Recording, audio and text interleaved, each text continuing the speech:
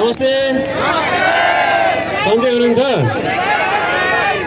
खानपिन भयो सबैको ठिक छ नि हैन यो राष्ट्रिय स्वतन्त्र पार्टीको तर्फबाट हामीले अर्घाँचीमा विजय हासिल गरेका छौं यो अवस्थामा आउनको लागि जसले मेहनत गरेका छौं जसले बल गरेका छौं जसले हामीले प्रयत्न गरेका छौं यहाँहरु सबैप्रति म एकमुष्ट रूपमा हार्दिक आभार व्यक्त गर्छु। जय घण्टी। हाम्रो यात्रा कुराको लागि आएको यात्रा होइन। हामी काममा विश्वास गर्छौं।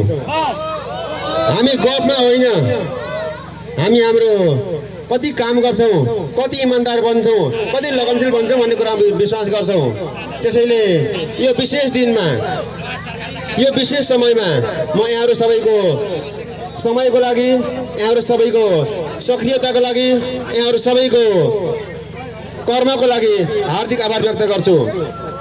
सँगसँगै म सुरुमै हामी भदौ 23 र 24 को जेनजी विद्रोहको बलमा यहाँसम्म आएको हुनाले त्यो विद्रोहमा ज्यान गुमाउनु हुने अर्घाँचीका माधव सारू सहित सम्पूर्ण शहीदहरुप्रति हार्दिक श्रद्धासुमन अर्पण गर्न चाहन्छु।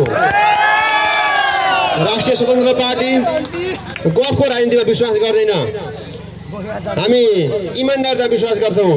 हामी नैतिकतामा विश्वास गर्छौं। हामी आफ्नो कर्मप्रति भरोसा गर्छौं।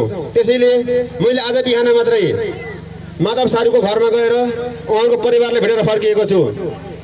हाम्रो निर्वाचन आयोगले अन्तिम मतगणना गरिसकेपछि घोषणा गर्ने ठिक्क बेलामा हामी माधव सारूको घरमै पुगेर उहाँहरुको आफन्तसँग उहाँहरुको बुवाआमासँग भाइबहिनीहरुसँग दुःख साटेर फर्किएका छौं। उहाँहरुको साथमा पुगेर हामी फर्किएका छौं।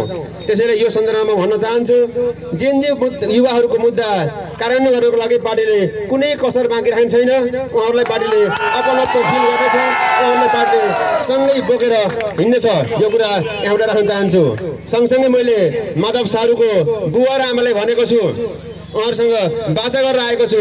राष्ट्रिय स्वतन्त्र पार्टी उहाँहरुको अब अभिभावक बन्न चाहन्छ। उहाँहरुको सहयात्री बन्न चाहन्छ।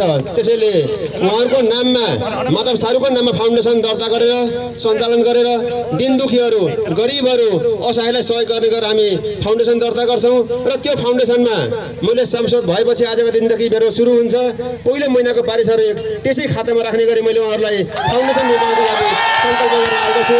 त्यसैले जेनजी पुस्ताहरुसँग हामी सँगसँगै रहेको कुरा यहाँ मैले राख्न चाहन्छु। सँगै हामीले चुनावी बाचापत्रको रूपमा धेरै बाचाहरू गरेका छौं। धेरै प्रतिबद्धताहरू गरेका छौं। धेरै कुराहरू समस्याहरू सुनेका छौं। ती समस्याहरू पहिचान र समाधानमा हामीले ध्यान केन्द्रित गर्छौं। सँगै हाम्रो यो जित न त हरिप्रसाद भुषालको मात्रै जित हो न त पार्टीको मात्रै जित हो। अब हामी यो जितलाई जिल्लावासीको एकल जितको रूपमा अगाडि बढाउन चाहन्छौं। जिल्लाको उत्सवको रूपमा अगाडि बढाउन चाहन्छौं। त्यसैले आजका दिनदेखि हामीले कसैलाई गाली गलौज गर्ने छैनौं। कुनै राजनीतिक पार्टीप्रति हामी अवांछित गतिविधिहरू गर्ने छैनौं। आरोप लगाउने छैनौं। तथानाम भन्ने छैनौं। हामी यति भद्र हुनेछौं कि समाजले बुझोस् मान्छे भनेको राष्ट्रसभाको सदस्य जस्तो हुनुपर्छ भन्ने कुरा समाजले बुझोस् भन्ने कुरा म एउटा राख्छु। सँगै यो हाम्रो यात्रा आजबाट शुभारम्भ भएको यात्रा हामी अब सकेसम्म हरेक घर-घरमा हरेक टोल-टोलमा हरेक बस्ती-बस्तीहरुमा हामी पुग्ने प्रयत्न गर्नेछौं। यहाँहरुको बस्ती-बस्तीमा टोल-टोलमा पनि हामी आउनेछौं। यहाँहरुलाई धन्यवाद ज्ञापन गर्न यहाँहरुलाई भेट्नको लागि हामी आउनेछौं भन्ने कुराहरु समेत राख्दै यहाँहरुको हालसम्मको साथको लागि हालसम्मको सक्रियताको लागि हार्दिक धन्यवाद व्यक्त गर्छु। सँगै हामीले शहीदहरुको नाममा यसपटक हामीले विजय र्याली मनाउने भनेका छैनौं। हामीले विजय र्याली मनाउँदैनौं। उहाँहरुको सपना पूरा गर्नु छ। उहाँहरुको चाहना पूरा गर्नु छ। युवाहरुको चाहना पूरा गर्नु छ। साना बच्चाहरुको सपना पूरा गर्नु छ। त्यसैले हामी आजदेखि काममा लाग्छौं।